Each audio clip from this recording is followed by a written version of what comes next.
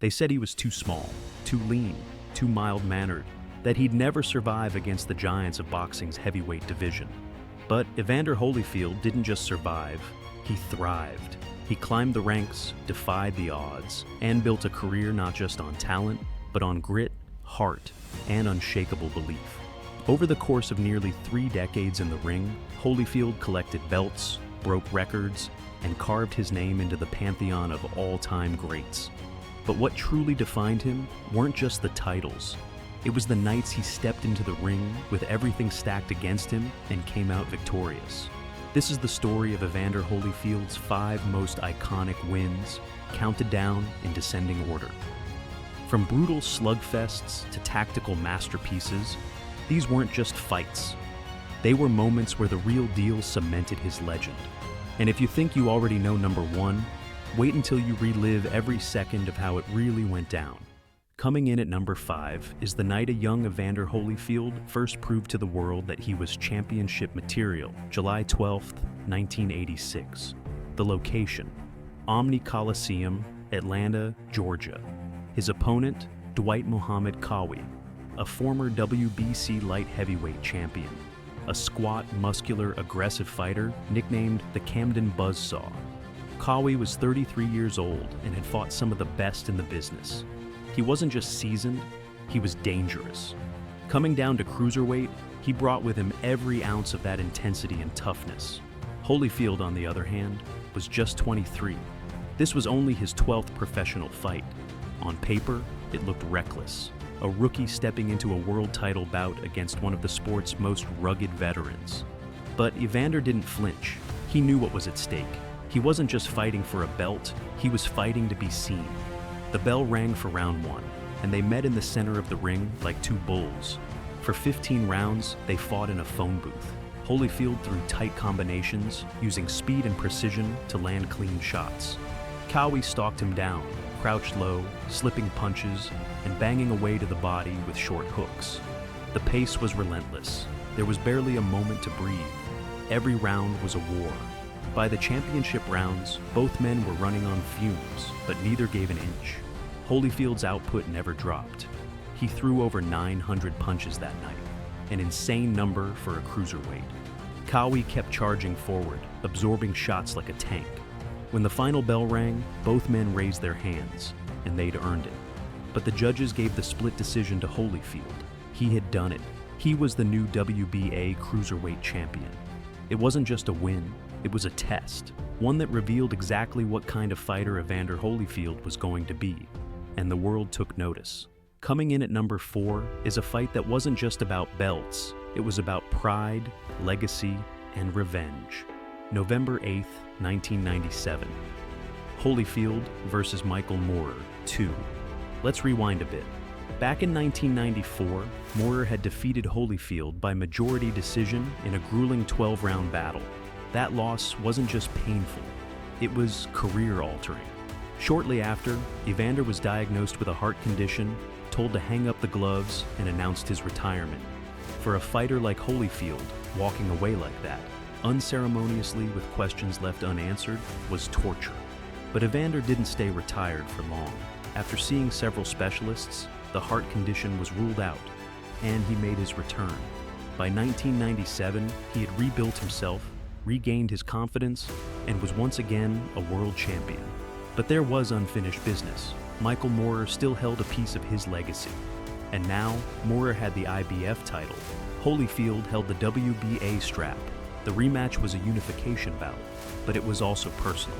From the first round, Holyfield looked sharper, more patient, more dangerous. In round 5, another knockdown. Moorer was tough, but Evander was laser-focused. He wasn't letting this one slip away. By round 7, Moorer had been dropped 4 times. Then in the 8th, Holyfield landed a vicious counter that sent Moorer sprawling again. That made 5 total knockdowns. Referee Mitch Halpern had seen enough. He stopped the fight. Holyfield raised his arms, not just as the unified WBA and IBF champion, but as a man who had taken back a piece of himself. It was about redemption. It was about proving that the fighter who had walked away in 1994 was gone, and the real deal was here to stay.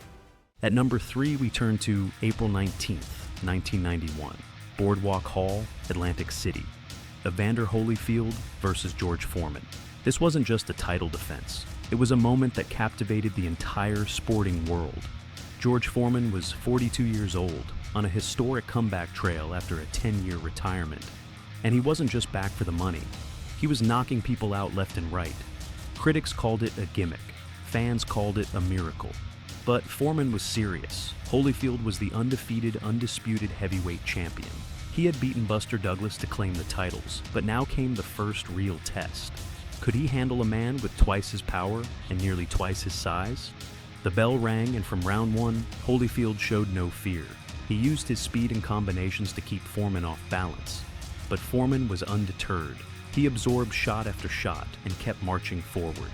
His game plan was simple: make Holyfield work, sap his energy, then lower the boom. In round 7, Holyfield unleashed a brutal 15-punch combination, the kind that would drop most men. Foreman didn't even blink. He smiled and kept coming. It was surreal. Holyfield realized then he couldn't knock him out. He had to outwork him. So that's what he did. Round after round, he boxed smart. He used the jab, spun off the ropes, and landed combinations. Foreman had his moments, landing heavy blows that made the crowd gasp. But Evander never panicked, never lost his cool. After 12 rounds, the decision was unanimous. Holyfield retained the WBA, WBC, and IBF titles. But more than that, he had survived the fire. The blown-up Cruiserweight label was dead. Evander Holyfield was the real heavyweight champion, and he had just gone 12 rounds with a living legend. Number 2 is one of the most dramatic revenge stories in heavyweight history. November 6th, 1993. Holyfield versus Riddick Bowe 2. Their first fight in 1992 was a classic. Bowe had handed Holyfield his first career loss in a Fight of the Year candidate. He had walked through fire, hurt Holyfield badly in round 10, and taken the titles by unanimous decision. Most thought the rematch would be more of the same, but Holyfield came in with a different plan. He trained with ferocity, dropped weight to increase speed, and sharpened his footwork. He knew he couldn't win a slugfest. He had to be slick, smart, and precise. The early rounds were tense, with both men feeling each other out. Then, pandemonium. In round 7, a parachutist, infamously known as Fan Man, crashed into the side of the ring, getting tangled in the ropes. The fight stopped for 21 minutes as security and medics responded. The crowd was stunned. Commentators were speechless. But when the bell rang again, Holyfield was locked in. He used movement, picked his spots, and slipped Bowe's heavier shots.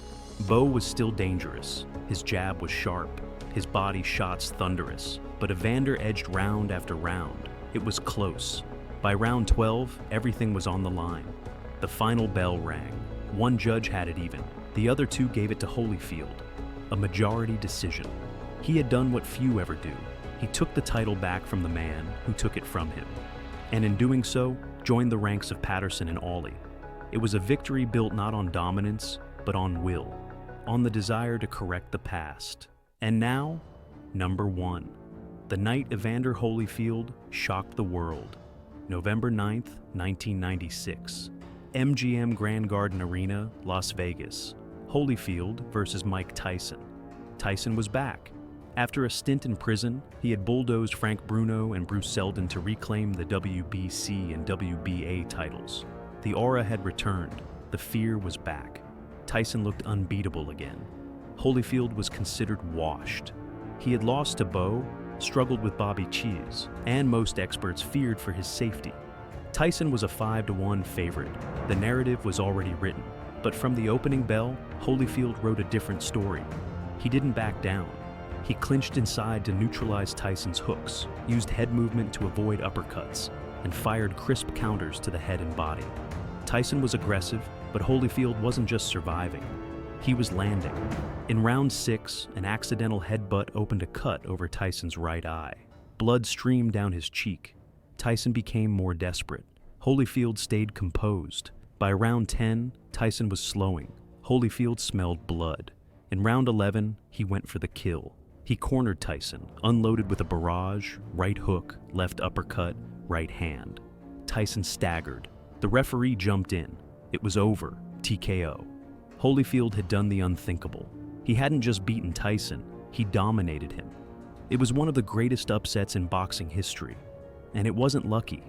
It was tactical, technical, heart over hype.